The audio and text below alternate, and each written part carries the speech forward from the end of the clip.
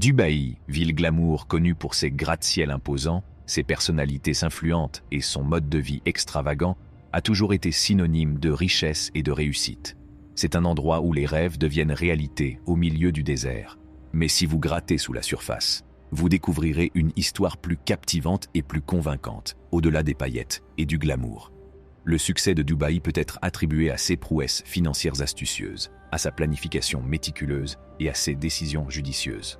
Dubaï a mis au point un modèle économique unique qui le distingue même des pays les plus avancés du monde. Ce modèle a permis à Dubaï de devenir un centre prospère, même après l'épuisement de ses réserves de pétrole. Ce qui en fait la première économie du Golfe à connaître un succès aussi remarquable. Cependant, un changement inquiétant se fait sentir dans l'air. Malgré des décennies de prospérité, le moteur économique de Dubaï est aujourd'hui sérieusement menacé, pour la première fois de son histoire. Pour survivre, Dubaï doit subir une transformation radicale, et ce, rapidement. La question qui se pose alors est la suivante. Comment Dubaï s'est-il retrouvé dans cette situation? Cela a rendu Dubaï non seulement plus accessible, mais a également détourné le trafic des autres aéroports de la région. Dubaï est devenu une importante plateforme aérienne pour le Moyen-Orient et l'Afrique du Nord. Il en résulte une augmentation significative du nombre de touristes, désireux de dépenser leur argent dans les boutiques, les hôtels et les restaurants de Dubaï, dont le nombre ne cesse de croître. Le gouvernement de Dubaï avait un autre plan dans sa manche, qui a changé la donne. Au milieu des années 1990, Dubaï a commencé à faire venir des millions de travailleurs de l'Inde et du Pakistan, comme main-d'œuvre bon marché pour les chantiers de construction. Le reste de l'argent du pétrole a été investi massivement dans l'immobilier. La devise de Dubaï est devenue « Si vous le construisez, ils viendront ». Et c'est ce qu'ils ont fait. Depuis les années 1990, Dubaï a entrepris d'incroyables projets immobiliers, attirant davantage de touristes et d'entreprises. Finalement, l'Émirat a réussi à réduire sa dépendance à l'égard du pétrole, au moment même où ses réserves s'épuisaient. Aujourd'hui, les recettes pétrolières. En janvier, ils ont annoncé une nouvelle vision économique visant à transformer Dubaï en une véritable économie fondée sur les entreprises locales, la technologie et une population éduquée. Toutefois, cette transformation doit se faire rapidement, ce qui représente un défi considérable. Dubaï dépend fortement des travailleurs et des investissements étrangers, et sa population locale est peu nombreuse. Il lui manque également un système éducatif de qualité, des industries développées et une main-d'œuvre nationale hautement qualifiée. Cela ne signifie pas que Dubaï s'effondrera du jour au lendemain, dans un mois ou même dans un an. Dubaï a fait preuve de résilience par le passé, et son gouvernement s'efforce de trouver des solutions pour éviter les problèmes imminents. Toutefois, Dubaï vit la fin d'une époque et doit réussir cette transformation s'il veut maintenir son miracle économique.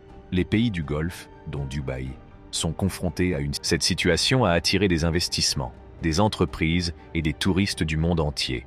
C'est eux qui a contribué à l'essor de Dubaï. Il était une fois une ville du Moyen-Orient qui occupait la même position prestigieuse que Dubaï aujourd'hui.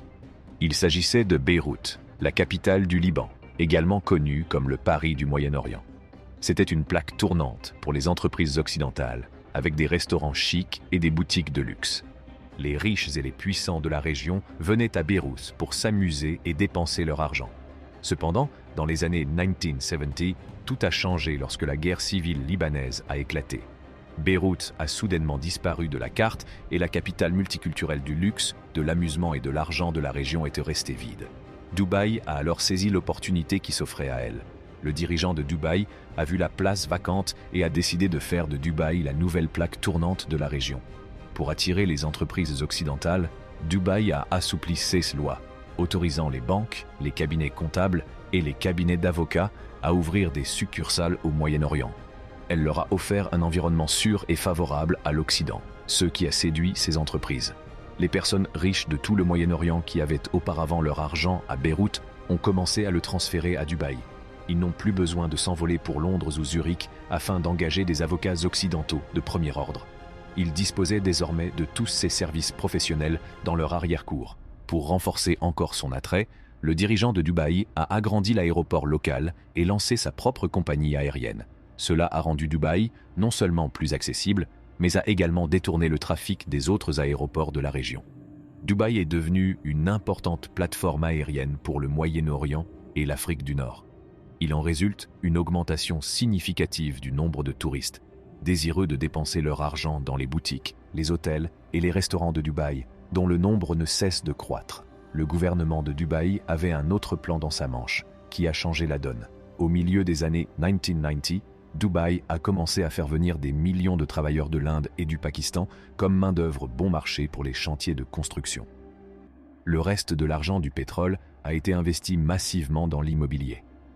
La devise de Dubaï est devenue « Si vous le construisez, ils viendront ». Et c'est ce qu'ils ont fait. Depuis les années 1990, Dubaï a entrepris d'incroyables projets immobiliers, attirant davantage de touristes et d'entreprises. Finalement, l'Émirat a réussi à réduire sa dépendance à l'égard du pétrole au moment même où ses réserves s'épuisèrent. Aujourd'hui, les recettes pétrolières représentent moins de 5% du PIB de Dubaï. Quel est donc le secret de la réussite de Dubaï? Il réside dans son industrie de la construction et dans l'écosystème d'entreprises qui gravitent autour du tourisme et de la vente au détail. Dubaï n'est plus tributaire de ressources naturelles importantes et ne compte plus beaucoup d'entreprises de renommée mondiale. Au contraire, elle dépend largement des investissements étrangers et fournit des services bancaires et financiers aux élites du Moyen-Orient par l'intermédiaire de sociétés étrangères. Toutefois, si Dubaï a prospéré jusqu'à présent grâce à ce modèle, celui-ci pourrait ne plus être viable très longtemps. Le contexte dans lequel l'Émirat a prospéré a changé, et pas de manière positive. Dubaï a eu la chance et la malchance de ne pas disposer d'autant de pétrole que les pays voisins du Golfe. Cela signifie que Dubaï a dû travailler dur pour trouver d'autres sources de revenus. Mais cela a aussi donné à la ville un avantage unique. Les pays du Golfe dépensaient l'argent du pétrole à Dubaï. Et la ville était peu concurrencée pour ce qu'elle offrait. Mais les choses évoluent rapidement, et la situation devient préoccupante pour les pays du Golfe.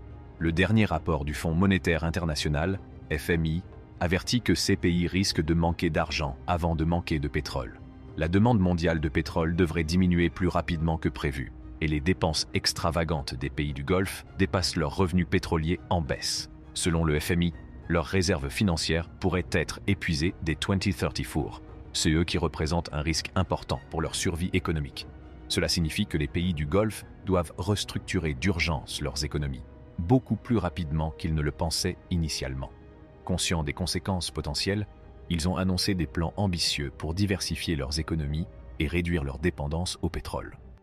Fondée sur les entreprises locales, la technologie et une population éduquée. Toutefois, cette transformation doit se faire rapidement, ce qui représente un défi considérable. Dubaï dépend fortement des travailleurs et des investissements étrangers, et sa population locale est peu nombreuse. Il lui manque également un système éducatif de qualité, des industries développées et une main-d'œuvre nationale hautement qualifiée. Cela ne signifie pas que Dubaï s'effondrera du jour au lendemain, dans un mois ou même dans un an. Dubaï a fait preuve de résilience par le passé et son gouvernement s'efforce de trouver des solutions pour éviter les problèmes imminents.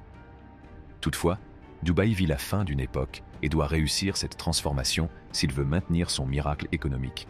Les pays du Golfe, dont Dubaï, sont confrontés à une situation financière critique en raison de la baisse de la demande mondiale de pétrole et de leurs dépenses excessives. La forte dépendance de Dubaï à l'égard du secteur de l'immobilier et de la construction, alimentée par les investissements étrangers et les résidents temporaires, constitue également un risque important. Les dirigeants de Dubaï sont conscients des défis à relever et s'efforcent de transformer l'économie. Cependant, le temps presse et la réussite de cette transformation déterminera si le miracle économique de Dubaï se poursuivra ou prendra fin. Cette vidéo est maintenant terminée. Nous vous remercions de l'avoir regardée. N'oubliez pas d'aimer, de commenter et de vous abonner à notre chaîne.